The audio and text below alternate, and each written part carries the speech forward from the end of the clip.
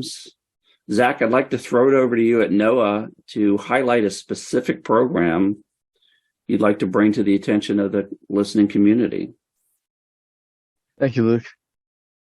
I'd like to highlight a program I mentioned earlier and delve into it just a little bit, the No Open Data Dissemination Program. This is something that I don't think you'll find elsewhere in government. It's a program where we take our data. For the cost of getting our data to the cloud, we place it in the cloud, make it freely and openly available. It's stored and disseminated from the cloud to the public and to the economy at large at no cost to the American taxpayer except the cost to get the data to the cloud in the first place. It's a unique opportunity because there's so much data there. We've been an engine of the economy for decades, and this amps it up. What's exciting about it is not only does it democratize our data and be an engine for the American economy, but it also saves us from ourselves. Our data is absolutely crucial for protecting lives and livelihoods every day.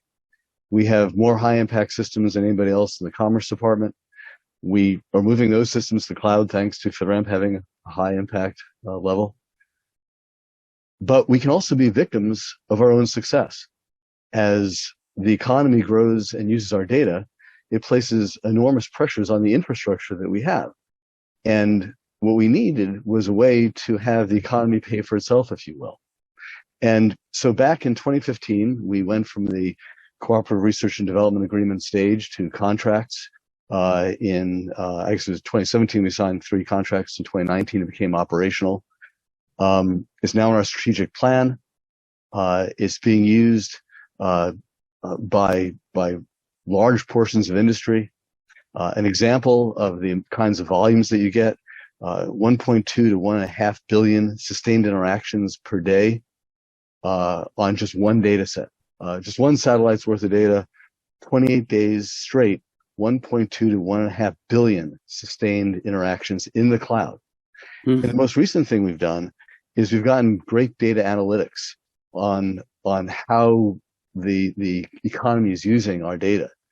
And what we've discovered is something that we thought was true, but now we know is true, that most of the access to our data that we put in the cloud is from inside the cloud, which is crucial because that is the business model that allows this to be self-sustaining, is folks coming in, using the data, staying in the cloud, making money for cloud providers, and not costing us any additional cost beyond getting the data there in the first place. Mm.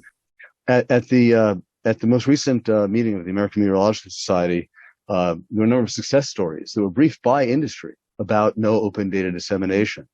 One small company that takes our data, takes our models, and produces value-added products that allow you to determine and predict moisture and rainfall in the drought-stricken West.